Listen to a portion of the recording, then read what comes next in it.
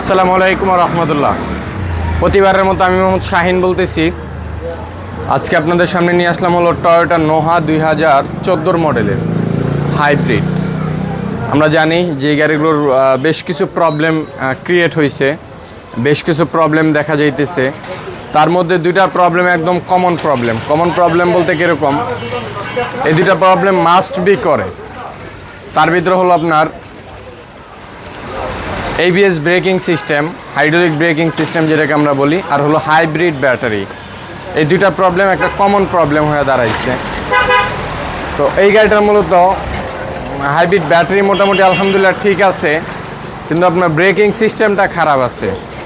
তো আমরা আপনাদেরকে দেখাবো মূলত এই গাড়িটার বর্তমান কন্ডিশন, ইভেন্ট, আমরা এটা কি করব, কিভাবে করব, এই বিষয়গুলো নিয়ে ইনশাআল্লাহ তাআলা কিছুটা আলোচনা করব। তার মাঝখানে আমি বলে নেই যে বিশেষ করে হাইব্রিড যদি কেউ কিনতে চান, অবশ্যই ডেফিনেটলি ভালো কোনো স্পেশালিস্টের সাথে আলোচনা করে কিংবা ভালো মেকানিকের সাথে আলোচনা করে তারপরে নেওয়ার চেষ্টা করবেন ইনশাআল্লাহ তাআলা।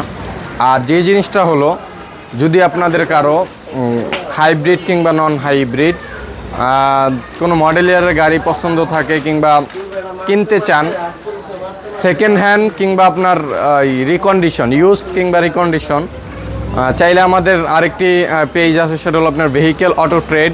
সেখানে আপনারা দেখতে পারেন, ওইখানে আমাদের কালেকশন আমরা আপলোড করার চেষ্টা করতেছি।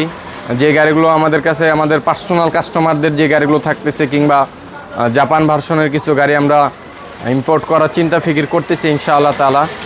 তো সকলে দোয়া করবেন, এই কামনাই রইল। তো এই গাড়িটা আমরা যে জিনিসটা নিয়ে আলোচনা করতেছি, braking system, check brake system, brake override system failure, এই হলো এটার প্রবলেম। যেটা সিম্পলি যদি আমি বলি আপনাকে, এটা কেন হয়।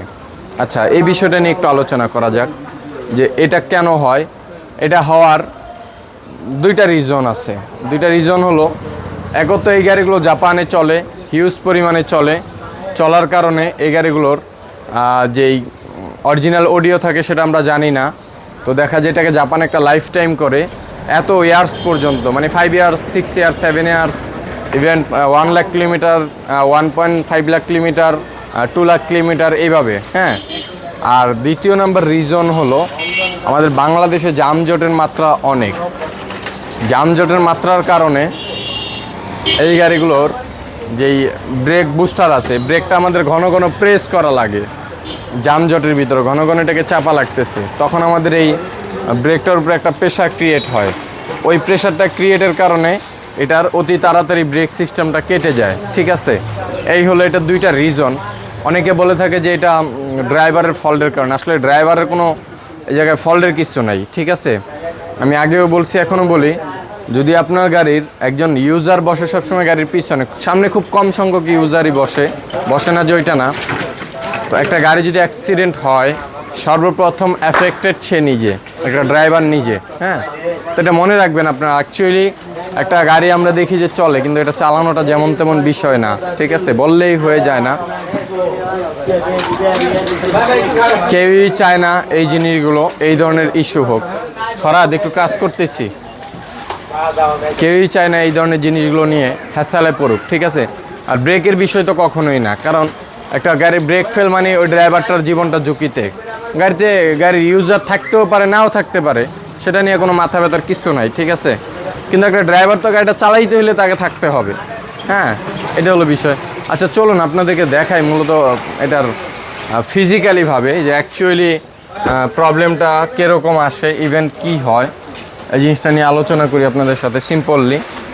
তো তার ভিতরে যে জিনিসটা আমরা আপনাদেরকে করব, বিসমিল্লাহির রহমানির রহিম, ইগনিশন সুইচ। তো আমি বলে থাকি সবসময়, কাজের শুরুতে ইনশাআল্লাহ তাআলা চেষ্টা করবেন যে আল্লাহ সুবহানাহু ওয়া তাআলার নামের উপরে কাজগুলোকে চালু করার, কারণ এটার দ্বারা একত খায়ের বরকত হয়।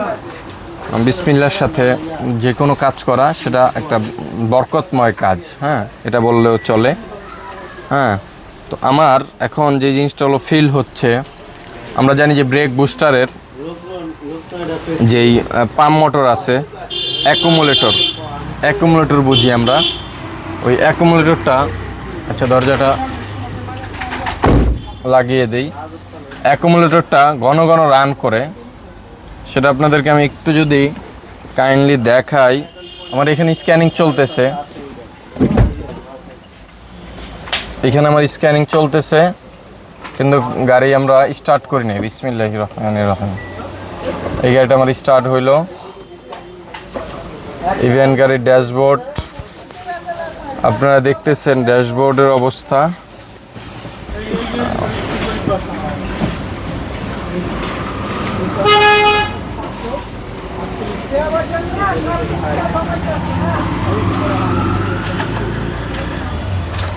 এই হলো ড্যাশবোর্ড। ব্রেক প্যাডেলটা আমি আপনাদেরকে দেখাইতেছি। ব্রেক প্যাডেলটা আপনাদেরকে একটু দেখিয়ে দিব। আমার গাড়িটা কিন্তু এখন রেডিতে আছে, স্টার্টে আছে।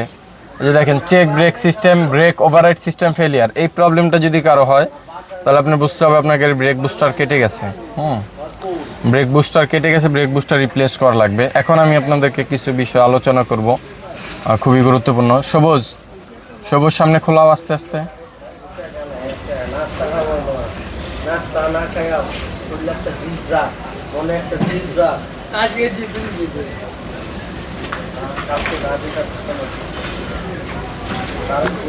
আমাদের স্ক্যানিং কমপ্লিট। এখানে একটু সামথিং হাতটা রাখো।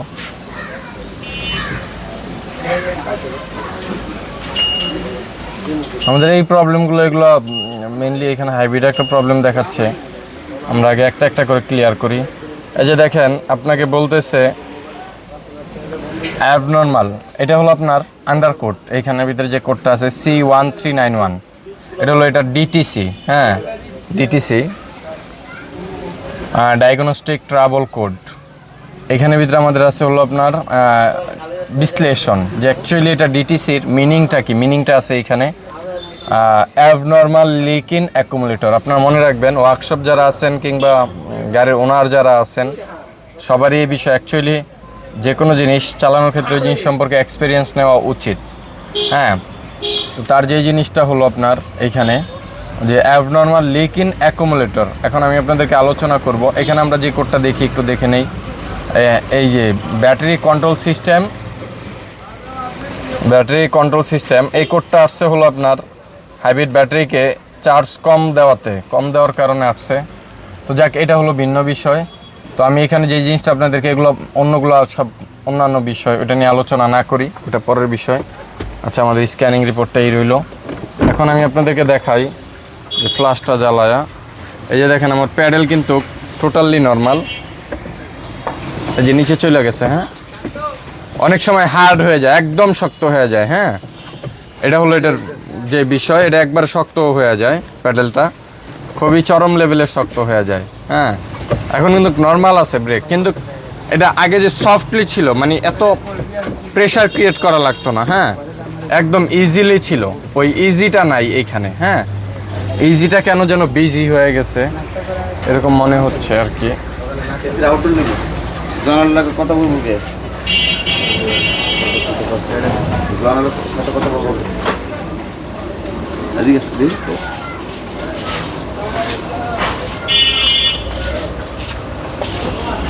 তো আমরা ধরেন আপনাদেরকে এই বিষয়টা ক্লিয়ার করলাম। হ্যাঁ, আচ্ছা, এর পাশাপাশি আপনাদেরকে আরেকটা জিনিস আমি আপনাদেরকে দেখাই। কই এই 10 নম্বরটা লাও না, এটা খোলাও, এটা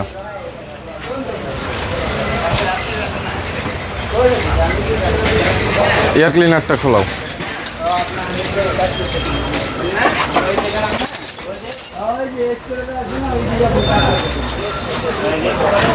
মোটর সাইকেল একটু এই সাইডে দাও তো।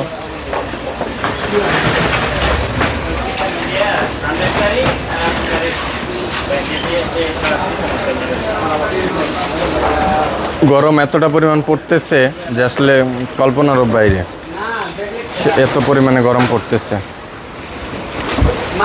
তো এখন আপনাদেরকে আমরা দেখাইতেছি হলো যে জিনিসটা, এই যে দেখেন একটা বিষয় খুবই লক্ষ্য করবেন, আপোষের সাথে লক্ষ্য করবেন, তাহলে ভালো বুঝতে পারবেন। এখানে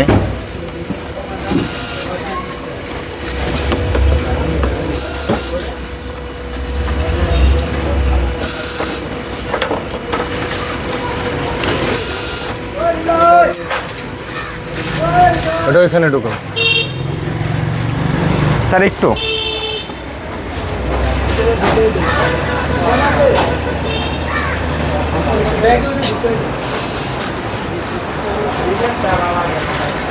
রাজা কেউ ডাক দেওয়ারে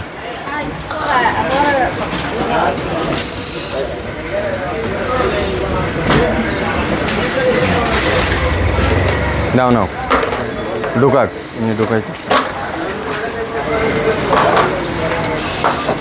তো যে জিনিসটা আমি এখন আপনাদেরকে দেখাইলাম যে এখানে যে অ্যাকুমুলেটর তো এইটা অ্যাকুমুলেটর হলো এইটা অ্যাকচুয়েটর হলো এইটা তো আমার কোড আসতেছে অ্যাবনর্মাল লিক ইন অ্যাকুমুলেটর তাহলে তো আমার এইটা খারাপ এটা আমরা অনেকেই যদি আমি কোড অনুযায়ী বিশ্লেষণ করি অ্যাকুমুলেটর যে প্রেশারটা অ্যাকচুয়েটরকে দিতেছে অ্যাকুমুলেটরে কিন্তু প্রেশার সেন্সর নেই প্রেশার সেন্সরটা কিন্তু অ্যাকচুয়েটরের ভিতরে থাকাতে ব্রেক বুস্টার থেকে যখন প্রেশারটা লিক করতেছে অ্যাকুমুলেটর যেই সেন্সরটা আছে ওই প্রেশার সেন্সর তখন আস্তে আস্তে ডাউন হইতে থাকে লো হইতে থাকে লো হওয়ার কারণে এই এই এই এটা একটু লো হওয়ার কারণে আপনার তখন ও বলতেছে যে accumulator abnormal leak in accumulator হ্যাঁ কিন্তু আপনার কাটছে কিন্তু ব্রেক বুস্টার ঠিক আছে ভিতরেরটা কাটছে তো এর সাথে আরও কিছু কোড জড়িত হয় যেরকম C1252 C1253 আমি এভাবে বলি C1252